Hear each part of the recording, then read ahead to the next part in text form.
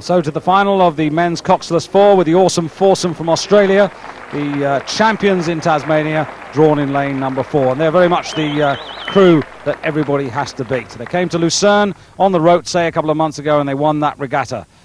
In lane number 1, though, it's the French with a new quartet into the final, looking for some more medal success. Yet to register a gold medal, but encouraging to see the improved form of the French crews.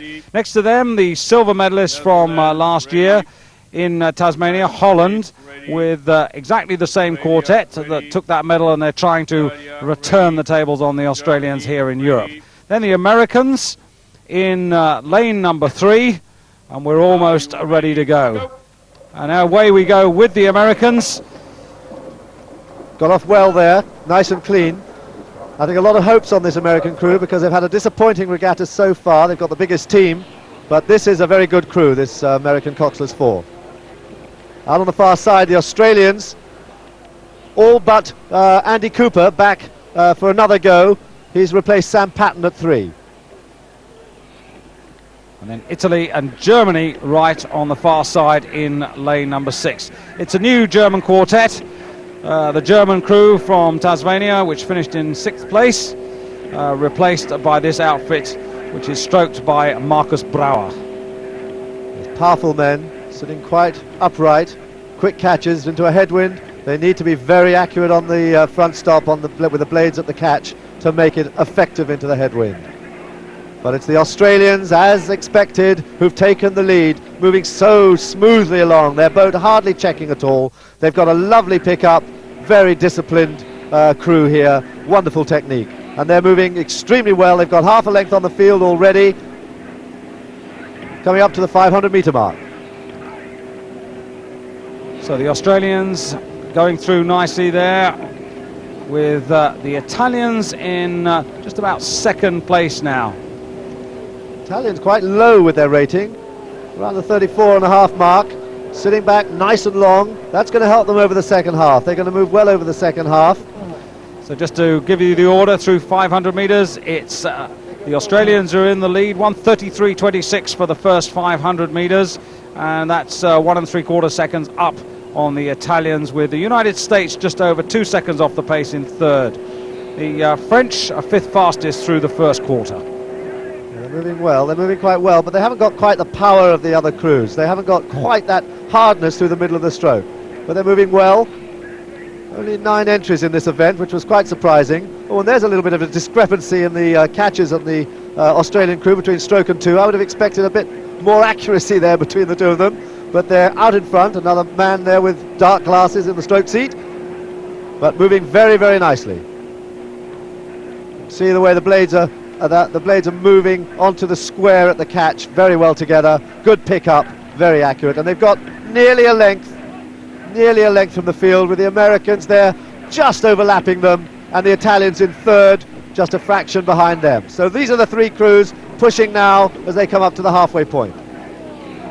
Well, the Australians had a narrow escape before in their gold medal triumph, but these boys truly trying to stamp their authority on this field. Very loose around the turn at the finish, very nice fluent movements. The Americans tougher, wrenching it more, using more of that aggression and power in the middle of the stroke.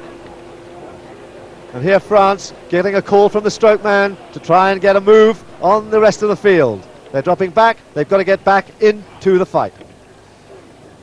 Coming to the 1,000-metre mark, and you can see there the order for yourself.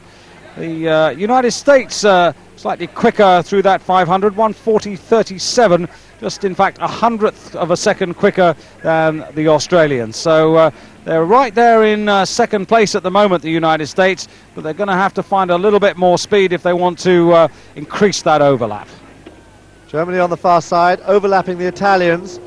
It's these 4 crews here who, as they come up to the halfway point, are going to contest the medals. But it's Australia with a length clear now from the Americans, still flowing beautifully, picking up the catches. Very nice rowing, beautiful rowing here, technically pretty accurate, pretty good.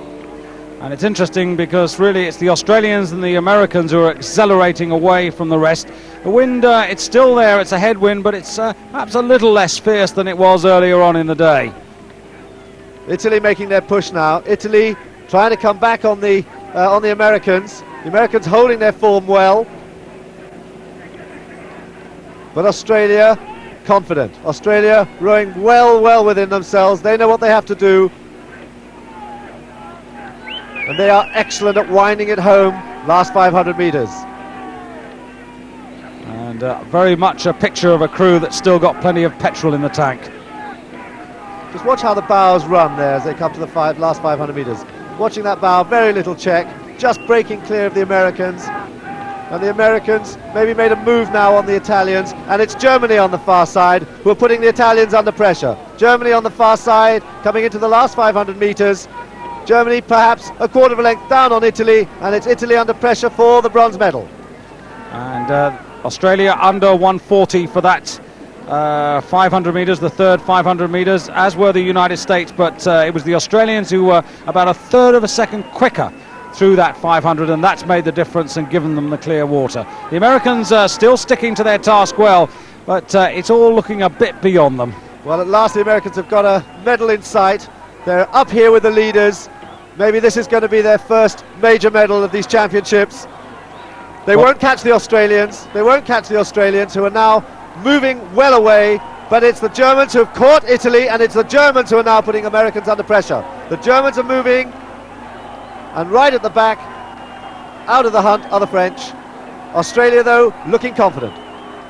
Indeed, Marcus Braeuer on the far side. He's having a real ding-dong battle with the Italians there, trying to wrestle away that bronze medal and close, if he can, on the United States. In the centre of your picture, it is three from the left, the Australians, the awesome foursome, on their way to repeating their triumph of last November, being really yelled on by the crowd. There's a good Australian support on the side of the regatta course now, coming through in what is a pretty decent time in these conditions, ahead of the United States, who aren't going to be caught. The United States just failed to get the overlap. They're very close there. Gold to Australia, silver to the United States, and the bronze medal to Germany, who've denied the Italians, with the Dutch, the silver medalists of last year, coming into fifth place and completing the competition. France, who are sixth. Another great performance from Australia. But you can see it's taken an awful lot out of them. Yes, but they've got such good technique. Such good technique. They really row in every conditions so well, so accurately. And there they are, a good length clear of the United States. Gold medal number 2 then for Australia, and the first men's medal, Dan, because remember, the girls have already collected some honours here, but it's the men who've now broken their duck with that good silver medal. But really, Australia always in command, and another who will go into the notebook this winter as a favourite for Barcelona. 6:29.69, the time for 2,000 metres in the men's coxless 4.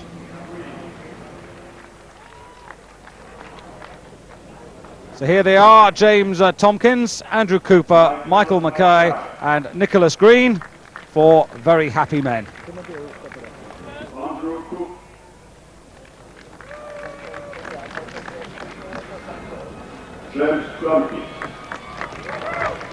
Stroke gets the gold medal as